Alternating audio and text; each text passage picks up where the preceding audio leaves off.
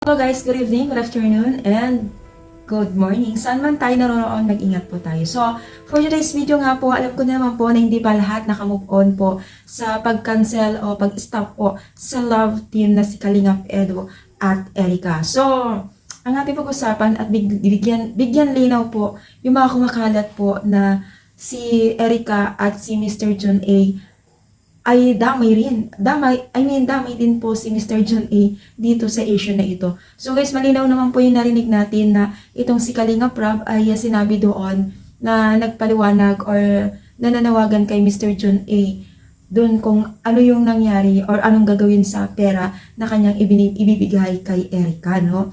So marami kasing kumakalat at nakikita natin sa comment section na itong si Erica kaya daw nag-stop dahil lang sa pera at dahil sa malaki ang kanyang nakuhang pera sa sponsor na si Mr. John A. At totoo may relasyon daw sila.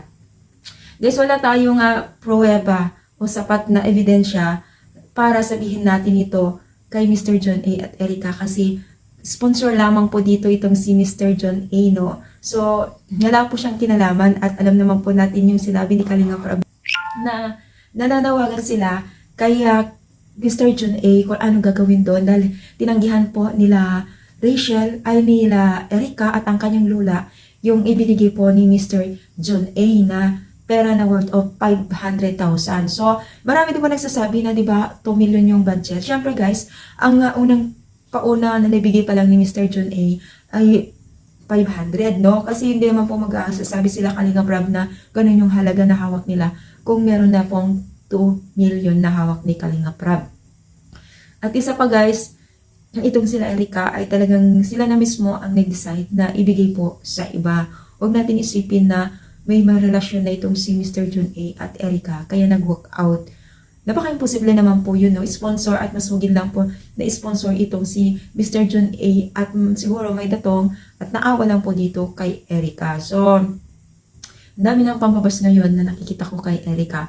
Antayin na lang natin yung mga latest o mga update pa ni Kalingap Rab, no? Malamang na magbibigay din po ng mga update po itong si Kalingap Rab sa atin, no? Dahil syempre mahal tayo nila Kalingap Rab na nag-aabang sa kanila. Kaya antay-antay lang po tayo kung ano ba yung mga masasagap pa tayo natin na balita or reason patungkol dito sa walk out or pag-cancel po ni Kalingap Rab at Erica sa kanilang love team. Huwag natin iba si Erica, sila Kalingap Rab kasi ang dami ng iba-iba na pong nasa isip ng ibang mga netizens. So hindi naman po natin sila or kayo masisisi kasi gusto niyo talaga mabigyan ng linaw pero mag-antay-antay lang po tayo. So ano masasabi niyo? I-comment down at supportahan pa rin po natin sila Kalingap Rab.